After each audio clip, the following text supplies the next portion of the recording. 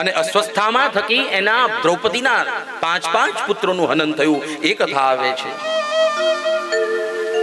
કુરુક્ષેત્રમાં અગણિત સેનાઓ, ઘણા બધા સાધનો, ઘણા બધા યુદ્ધની અંદર પરિવારો વિખૂટા પડ્યા. પરિવારમાં માત્ર સ્ત્રી અને તે પણ વિધવા સ્ત્રીઓ બચી છે. રામાયણ અને મહાભારત આ બે મોટા ઇતિહાસ છે. અને એમાં મહાભારત એવો ઇતિહાસ છે કે જેની અંદર જે છે તે દુનિયામાં બધે જ છે, પણ મહાભારતમાં જે નથી તે દુનિયામાં ક્યાંય નથી. એવો ઇતિહાસ એ મહાભારત છે. એમાં જ્યારે કુરુક્ષેત્રનું મેદાન સુમસાન હતું, દુર્યોધનની જંગા ગવાયેલી છે, પ્રાણ નથી નીકળ્યો, પણ કુરુક્ષેત્રના ખૂણે પડ્યો છે. અને તે વખતે અસ્વસ્થામાં પોતાના મિત્રને રાજીપો આપવા એની પાસે જાય. અને તે વખતે અસ્વસ્થામાં દુર્યોધનને પૂછ્યું, દુર્યોધન, તારા મનની કોઈ વ્યથા? ત્યારે દુર્યોધન કહે છે, 5 પાંડવો જીવતા હોય, હું આ દેહ છોડી રહ્યો હોય તો કેવી રીતે ગતિ થાય? આ અસ્વસ્થામાં જે છે એને પોતાના મિત્રને વચન આપ્યું, મિત્ર, તારી પીડા એ મારી પીડા, તું મને સૈન્યાધિપતિ બનાવ. રાજ તિલક કર્યો. દુર્યોધને એ મિત્રને ત્યાં આગળ રાજ તિલક કરી એને એ સૈન્યાધિપતિ બનાવી અને એને મોકલ્યો છે. જ્યારે દુર્યોધને તિલક કર્યો અને પોતાના ધનુષ બાણ કરતસમાં લઈ રાત્રિના સમયે જ્યાં પાંડવો સુવા હતા એ જગ્યામાં આવી અને અસ્વસ્થામાં ઉભો છે. અને અસ્વસ્થતામાં જ્યારે આવે છે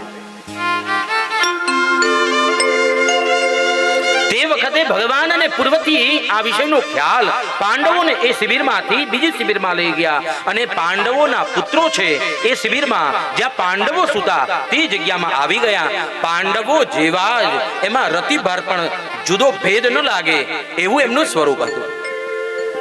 કોઈ યુધિષ્ઠિર દેખાય, કોઈ ભીમ દેખાય. અરે 5 પાંડવોના જે સ્વરૂપ હતા એ આ પાંડવ પુત્રોના હતા. અસ્વસ્થામાં આવ્યા છે, રાત્રિનો સમય હતો અને આ 5 પાંડવો સમજી અને પાંડવ પુત્રોનો વધ કર્યો. એમને તલવારના ઘા કર્યા, મસ્તિષ્કનું છેદન કરી અને 5 માથાઓ કુરુક્ષેત્રમાં લઈ દુર્યોધન પાસે આવે છે. અને દુર્યોધન પાસે જ્યારે આવે છે તે વખતે આ દુર્યોધન આ 5 માથાઓ પાંડવોના નહીં પણ પાંડુ પુત્રોના છે.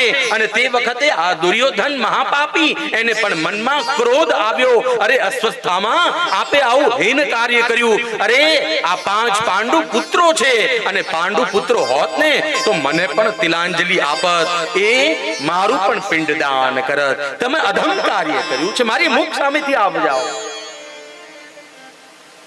આ પાંડુ પુત્રો અધમ કાર્ય કર્યું, એના આ પાંડુ પુત્રોનો વધ કર્યો છે, આપ મારી સામેથી જાઓ.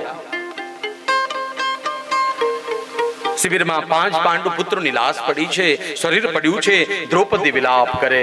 અર્જુનને ખબર પડી, બધા પાંડવો ભેગા થયા. અર્જુને જેને માર્યો છે એને મારવાની પ્રતિજ્ઞા કરી અને ભગવાન સાથે અર્જુન અસ્વસ્થામાને શોધવા જાય. અસ્વસ્થામાને પકડ્યો, પણ તે પહેલા અસ્વસ્થામાએ બ્રહ્માસ્ત્ર ચલાવ્યું. જેમ બ્રહ્માસ્ત્ર ચલાવ્યું તેમ અર્જુનને તાપ વધવા લાગ્યો. કૃષ્ણને કહ્યું, પ્રભુ આ શું બન્યું? કૃષ્ણ કહે, બ્રહ્માસ્ત્ર ચલાવ્યું છે.